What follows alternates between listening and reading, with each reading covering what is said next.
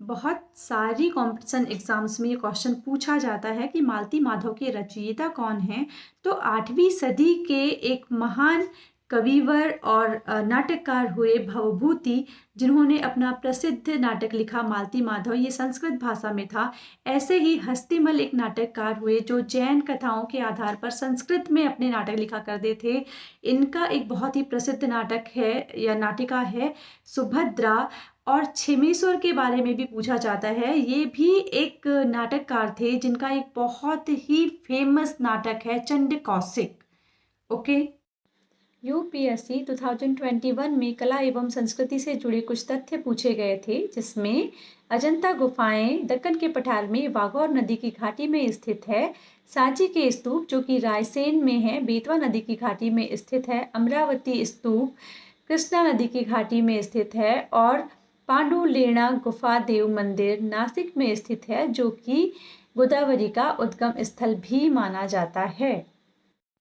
मितावली गांव मुरैना मध्य प्रदेश में स्थित 64 योगिनी का मंदिर सन 1323 ईस्वी में कच्छ पगात राजा देवपाल ने बनवाया था। ये माता पार्वती का मंदिर है।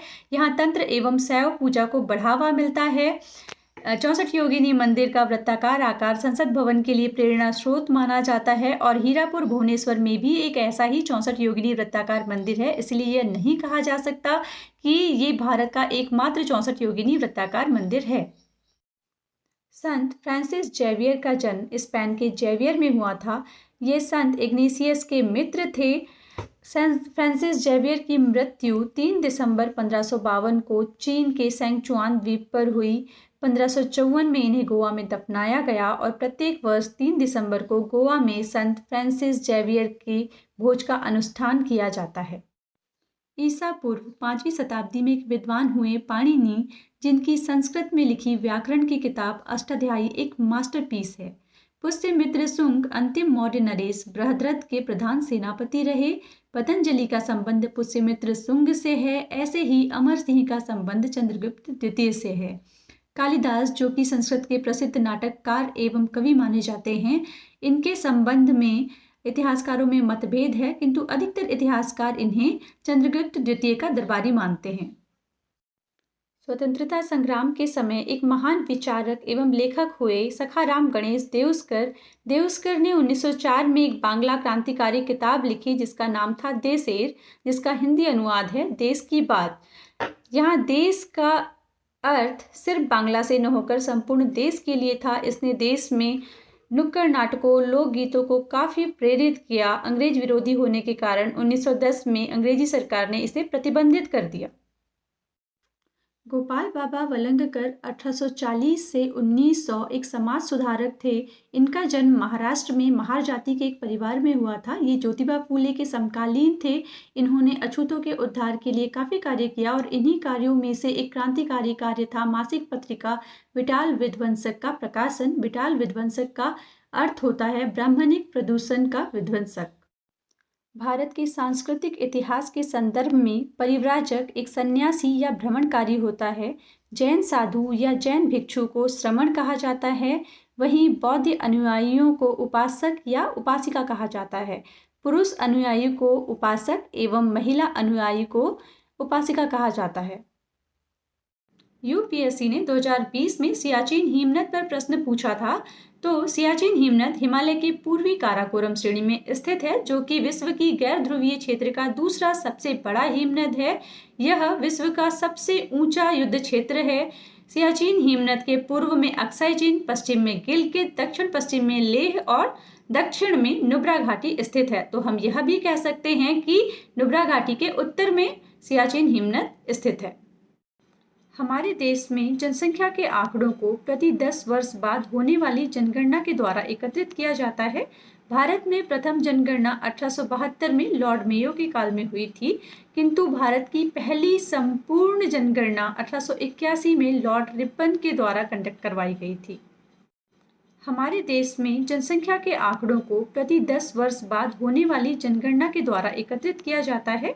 भारत में प्रथम जनगणना 1872 में लॉर्ड मेयो के काल में हुई थी, किंतु भारत की पहली संपूर्ण जनगणना 1881 में लॉर्ड रिपन के द्वारा कंडक्ट करवाई गई थी। क्या होगा यदि वायुमंडल में कार्बन डाइऑक्साइड नहीं पाई जाएगी?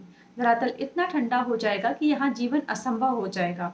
क्या होता है कि पृथ्वी द्वारा विकिरित दीर्घ उष्मा ऊर्जा तरंगों को ये कार्बन डाइऑक्साइड अवशोषित कर लेती है और पृथ्वी पर एक निश्चित औसत तापमान बनाए रखती है, जिससे हमारा जीवन आसान और संभव हो पाता है। लेकिन कल कारखाने कारों के धुओं से इसका परसेंटेज यदि वायुमंडल में बहुत ज़्यादा बढ़ जाता है तो स्वाभाविक सी बात है ग्लोबल वार्मिंग होगी, जिसके दुष्परिणाम आप बेहद अच्छे तरीके से जानते हैं। क्या होगा यदि वायुमंडल में कार्बन डाइऑक्साइड नहीं पाई जाएगी? धरातल इतना ठंडा हो जाएगा कि यहाँ जीवन असंभव हो जाएगा। होता यूँ है कि पृथ्वी द्वारा विकिरित दीर्घ उष्मा ऊर्जा तरंगों को ये कार्बन डाइऑक्साइड अवशोषित कर लेती है, जिससे एक निश्चित औसत तापमान वायुमंडल में धरातल में बना रहता है और हमारा जीवन सुगम संभव हो पाता है। इसीलिए इसे वायुमंडल का ब्लैंकेट भी कहते हैं। गर्म वायु फैलती है, हल्की होती है और ऊपर उड़ जाती है। इसकी तुलना में जो ठंडी वायु होती है वो सघन एवं भारी होती है। जब गर्म वायु फैलकर हल्की होकर ऊपर उड़ जाती है तो आसपास के क्षेत्रों से ठंडी एवं सघन वायु उस स्थान को पूर्ति करने के लिए वहां पहुंच जाती है और ऐसे ही वायु चक्र चलता रहता है। क्या होगा यदि वायुमंडल में कार्बन डाइऑक्साइड नहीं पाई जाएगी? धरातल इतना ठंडा हो जाएगा कि यहाँ जीवन असंभव हो जाएगा। क्या होता है कि पृथ्वी द्वारा विकिरित दीर्घ उष्मा ऊर्जा तरंगों को ये कार्बन डाइऑक्साइड अवशोषित कर लेती है और पृथ्वी पर एक निश्चित औसत तापमान बनाए रखती है, जिससे हमारा जीवन आसान और संभव हो पाता है। लेकिन कल कारखाने कारों के धुओं से इसका परसेंटेज यदि वायुमंडल में बहुत ज़्यादा बढ़ जाता है तो स्वाभाविक सी बात है ग्लोबल वार्मिंग होगी, जिसके दुष्परिणाम आप बेहद अच्छे तरीके से जानते हैं। क्या होगा यदि वायुमंडल में कार्बन डाइऑक्साइड नहीं पाई जाएगी? धरातल इतना ठंडा हो जाएगा कि यहाँ जीवन असंभव हो जाएगा। होता यूँ है कि पृथ्वी द्वारा विकिरित दीर्घ उष्मा ऊर्जा तरंगों को ये कार्बन डाइऑक्साइड अवशोषित कर लेती है, जिससे एक निश्चित औसत तापमान वायुमंडल में धरातल में बना रहता है और हमारा जीवन सुगम संभव हो पाता है। इसीलिए इसे वायुमंडल का ब्लैंकेट भी कहते हैं। गर्म वायु फैलती है, हल्की होती है और ऊपर उड़ जाती है। इसकी तुलना में जो ठंडी वायु होती है वो सघन एवं भारी होती है। जब गर्म वायु फैलकर हल्की होकर ऊपर उड़ जाती है तो आसपास के क्षेत्रों से ठंडी एवं सघन वायु उस स्थान को पूर्ति करने के लिए वहां पहुंच जाती है और ऐसे ही वायु चक्र चलता रहता है। चांद पर वायु नहीं है, अतः वायुदाब भी नहीं है। तो अंतरिक्ष यात्री जब भी चांद पर जाते हैं तो वे विशेष रूप से सुरक्षित हवा से भरी एक अंतरिक्ष पोशाक पहनकर जाते हैं। यदि अंतरिक्ष यात्री इस पोशाक को ना पहने तो अंतरिक्ष यात्री के शरीर द्वारा विपरीत बल लगने से उनकी रक्त सिराएं फट सकती हैं और वे रक्त स्रावित हो सकते हैं। आपको ये जानकर आश्चर्य होगा कि आज का सहारा रेगिस्तान एक समय में पूर्णतया हरा भरा मैदान हुआ करता था। सहारा की गुफाओं से प्राप्त चित्रों से ज्ञात होता है कि यहाँ नदियाँ एवं मगर पाए जाते थे। हाथी, शेर, जिराफ, शुतुरमुर्ग, भेड़, बकरियाँ सामान्य जानवर थे, किंतु यहाँ के जलवायु परिवर्तन ने इसे बेहद ही शुष्क एवं गर्म प्रदेश में बदल दिया। पृथ्वी के चारों ओर हजारों किलोमीटर की ऊंचाई तक फैले हुए गैसीय आवरण को वायुमंडल कहा जाता है। स्टॉलर के अनुसार यद्यपि वायुमंडल का 97% भाग 29 किलोमीटर की ऊंचाई तक ही पाया जाता है, किंतु इसकी अधिकतम ऊपरी सीमा 10,000 किलोमीटर तक बताई जा सकती है। गर्मी को रोक कर रखने में वायुमंडल एक कांच घर की भांति कार्य करता है। यह कांच घर में लगे कांच की तरह लघु तरंगी विकिरण को तो धरातल तक आने देता है, किंतु जो पृथ्वी से विकिरित दीर्घ उष्मा ऊर्जा तरंगे होती हैं उन्हें अवशोषित कर वायुमंडल में एक निश्चित औसत तापमान बनाए रखता है, जिससे हमारा जीवन सुगम एवं संभव हो पाता है। वायुमंडल की अनुपस्थिति में ये संभव नहीं हो पाता, इसलिए हमारा वायुमंडल निहायत ही जरूरी है। वायु में भार होता है एवं धरातल पर जो इसका दबाव पड़ता है उसे वायुदाब कहा जाता है। समुद्र तल पर वायुदाब 1034 ग्राम प्रति वर्ग सेंटीमीटर या 14.7 पौंड प्रति वर्ग इंच होता है। गैलीलियो के शिष्य टॉरिसेली ने वायुदाब मापी का आविष्कार किया एवं यह सिद्ध किया कि वायु में भार होता है। सूर्यातप या इंसुलेशन किसे कहा जाता है? Insolation that is incoming solar radiation अर्थात पृथ्वी पर पहुंचने वाले सौर विकिरण को ही सूर्यातप कहा जाता है। सूर्य से करोड़ों किलोमीटर दूर स्थित होने की वजह से पृथ्वी सूर्य द्वारा विकिरण ऊर्जा का 1/2 अरबवा भाग ही प्राप्त कर पाती है, किंतु सौर विकिरण का 1/2 अरबवा भाग भी लगभग 23 खरब अश्वशक्ति के बराबर होता है।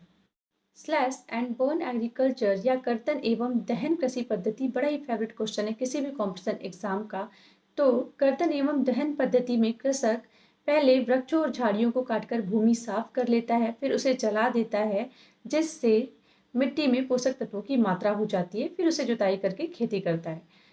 कुछ समय बाद इस मिट्टी की उर्वरकता खत्म हो जाती है, तो फिर वो इस पीस ऑफ लैंड को छोड़कर दूसरे पीस ऑफ लैंड में जाकर उसे साफ करके, उसे जलाकर, उसे जुताई करके खेती करने लगता है। इस बीच जो पुराना खेत उसने छोड़ा था उसमें छोटी छोटी झाड़ियाँ उगाती है, जिससे उसकी उर्वरकता पुनः स्थापित हो जाती है, और यही पद्धति कर्तन एवं दहन पद्धति कहलाती है। पंढरपुर महाराष्ट्र राज्य में सोलापुर के निकट स्थित एक धार्मिक स्थान है जो चंद्रभागा नदी के तट पर स्थित है। पंढरपुर स्वामी विठल के मंदिर के लिए भी अत्यंत ही प्रसिद्ध है। तिरुचिरापल्ली तमिलनाडु में कावेरी नदी के तट पर स्थित एक प्रसिद्ध स्थान है जिसका उल्लेख संगम साहित्य में भी मिलता है। वहीं हम्पी कर्नाटक में तुंगभद्रा नदी के किनारे स्थित है। हम्पी पूर्व में विजयनगर साम्राज्य की राजधानी भी रह चुका है। बणी ठनी एक भारतीय चित्रकला है जो किशनगढ़ शैली से संबंधित है। यह पेंटिंग चित्रकार निहाल चंद ने बनाई थी। बणी ठनी को भारतीय मोनालिसा भी कहा जाता है, और बणी ठनी किशनगढ़ रियासत के तत्कालीन राजा सावंत सिंह की प्रेमिका एवं उच्च कोटि की कवयित्री थी।